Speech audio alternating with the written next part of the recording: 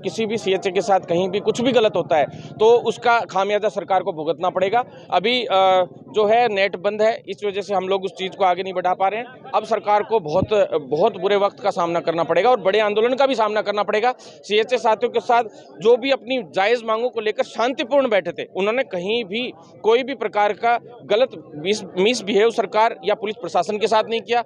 ऐसे रात को 2 बजे उठाना ये बहुत दुर्भाग्यपूर्ण है। जबरदस्ती दबाने की कोशिश यानी तानाशाही रवैये के खिलाफ अगर जो तानाशाही जिन सरकारों ने किया है, सभी को पता है पूर्व में हमने क्या किया है और हमसे भली भांति सरकार भी परिचित है। बस ये है कि इसको सरकार ने बार-बार हम जब मिलने गए तो सरकार ने एक ही बात रखी कि इसको राजनीतिक रूप दिया जा रहा है। कभी कोई राजनीतिक पार्टी आती है, कभी कोई राजनीतिक पार्टी आती है। तो हमने भी ये कहा था कि विपक्ष के रूप में जो भी भूमिका निभा रहा है वो तो आएगा ऐसे धरनों में, वो तो जायज़ सी बात है। लेकिन आपने इसमें क्या किया वो हमें बताइए। तो अब तक सीएचए की मांगों को लेकर सरकार आज तक एक छोटी सी फाइल नहीं चला पाई, ये बहुत दुर्भाग्यपूर्ण है। कुछ ना कुछ तो उनको मिलना चाहिए था, ऐसा तो 100% था। आज जो हालात पैदा हो गए हैं, कुछ लोगों ने अपनी राजनीतिक रोटियां सेकने के लिए चाहे वो हालात क्रिएट कर दी हो, चाहे कुछ लोगों ने किसी तरीके से, लेकिन उनको कुछ ना कुछ तो मिलना चाहिए था। जो उन्होंने ड्यूटियां दी कम से कम उसके एवज में तो कुछ मिलना चाहिए था। ये अन्याय है और इस अन्याय के खिलाफ बड़ी लड़ाई लड़ी जाएगी और अब आंदोलन अब शुरू होगा असली वाला। अब हम बताएंगे सरकार को कि क्या होता है आंदोलन और तरीके। किस प्रकार से समर्थन रहेगा उनका? जी, पूरा समर्थन तन मन धन से सब तरीके से हम साथ रहेंगे और जल्द से जल्द इनकी समस्याओं का समाधान करवा के जो जायज़ मांगे हैं, जो वाजिब मांगे और वाजिब जितना मिलना चाहिए, जिस तरीके से मिलना चाहिए, कम से कम उनको बोनस अंक तो मिलना चाहिए था ड्यूटीज़ का। और दूसरा जो भर्तियों में मैंने मांग रखी थी, 2 बार मैं सीएमओ में भी मिला हूँ, आरती डोकरा मैडम से भी मिला हूँ, कुलदीप रांका जी से भी मिला हूँ, सीएस मैडम से, उषा शर्मा जी से मिला हूँ और डॉक्टर पृथ्वीराज जी जो हैं उनसे भी 2-3 बार मिला हूँ। तो क्या है, उस मामले में हमने स्पेशल तौर पे साफ-साफ ये कहा कि भई इनको कुछ तो मिले और किस तरीके से फाइल तो चले। इनकी जो एक तो बोनस अंक की और एक जो संविदा पे जो भी वैकेंसीज आ रही हैं उन पे लाभ और साथ में जो स्थायी भर्तियां आ रही हैं उनमें भी उनको कुछ ना कुछ लाभ दिया जाए। तो इसके लिए उसको लेकर हम लोगों ने कई बार बातें रखी हैं। सभी चाहे अधिकारी हों, चाहे बड़े-बड़े नेता हों, चिकित्सा मंत्री तक भी हमने इस बात को रखा है और सीएमओ तक भी रखा है। सभी तरीके से जल्द सरकार इनको मजबूती से, एक तो बोनस अंक का तो 100% करे क्योंकि इन्होंने सेवाएं दी हैं कोविड में, वो भी इतने बुरे वक्त में जब देश के बुरे हालात थे और सरकारें उस वक्त होटलों में पड़ी थी और ये लोग सेवाएं दे रहे थे। ये जल्द से जल्द सरकार इनका समाधान करे, अन्यथा बड़े आंदोलन का सामना सरकार को करना पड़ेगा। अब हमारी तैयारी हो चुकी है और सभी सीएचए साथियों से भी मैं आग्रह करना चाहता हूँ इस वीडियो के माध्यम से कि आप सभी लोग साथ दें, जिससे आप लोगों की मांग को अब मनवाने में हम लोग सक्षम रहें और आंदोलन करेंगे तो हमारा आंदोलन तो देखिए सीधा सिविल लाइन फाटक या तीसरे छोटी मोटी जगह पे होगा ही नहीं। जिस दिन करेंगे सीधा अटैक होगा और उस दिन समाधान करवा के उठेंगे। धन्यवाद।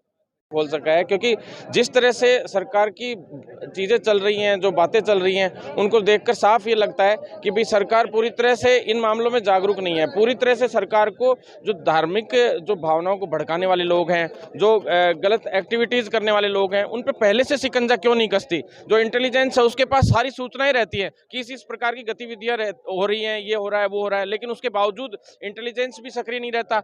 और जो सबसे बड़ी दिक्कत ये है कि भाई जो भावनाओं भड़का के और जिस तरीके से नेगेटिविटी फैलाने का काम किया जा रहा है, देश में बहुत ही गंदा माहौल क्रिएट हो जाएगा और उसके पश्चात वक्त आने पे ये मान लीजिए कि भी संभाल नहीं पाएगी सरकारें, इस तरह का माहौल हो जाएगा। आखिर दिन लेट लतीफी के कारण क्या रहा कि सरकार अभी तक कोई ठोस कार्रवाई नहीं कर पाई?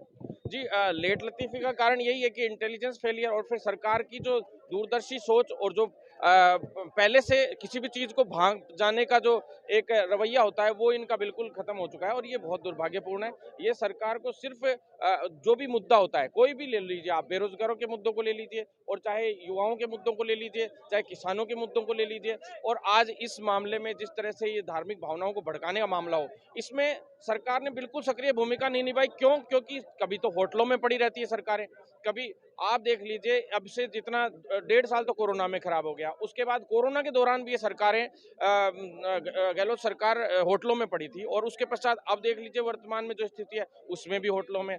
और जो युवा है उसकी थिंकिंग को नहीं समझ पाना और उनके ऑब्जर्वेशन का काम नहीं करना और जो सबसे बड़ी चीज होती है किसी भी कार्य को करने के लिए, जो फर्स्ट चीज होती है ऑब्जर्वेशन, सेकंड चीज होती है उसके रिसर्च, थर्ड होती है प्लानिंग और फोर्थ होती है इम्प्लीमेंटेशन।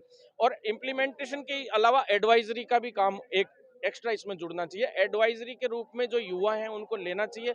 मतलब आप ऑनलाइन पोर्टल खुल गए, सब कुछ ऑनलाइन सिस्टम है। जो भी प्रकार की समस्याएं चल रही हैं, किसी प्रकार की इस तरह की गलत गतिविधि होनी है तो उसके लिए एक स्पेशल पोर्टल बनाइए ना आप। उस पोर्टल के ऊपर सरकार पूछे कि भाई कहीं भी भ्रामक अगर कोई स्थिति चलती तो वो इंटेलिजेंस की नज़र में, निगरानी में रहना चाहिए और उससे सीधा ऑब्जर्व करेंगे कि क्या प्रॉब्लम चल रही है। फिर ऑब्जर्व के बाद उस पर रिसर्च करें कि भाई इसका समाधान किस तरीके से हो सकता है, उस पर प्लानिंग करें फिर अच्छे से रिसर्च करके और फिर इम्प्लीमेंटेशन करें और एडवाइजरी भी मांगे कि इसमें क्या क्या हो सकता है। क्योंकि बिना सोचे समझे सरकारें नियम थोप देती है सब लोगों पे कि भाई हर कुछ नियम बना दिया, उसको थोप दिया।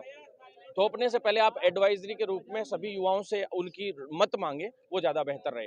धारा 144 जयपुर में लगी है। 2 दिन पहले जो सीएच बैठे थे धरने पर, हाँ।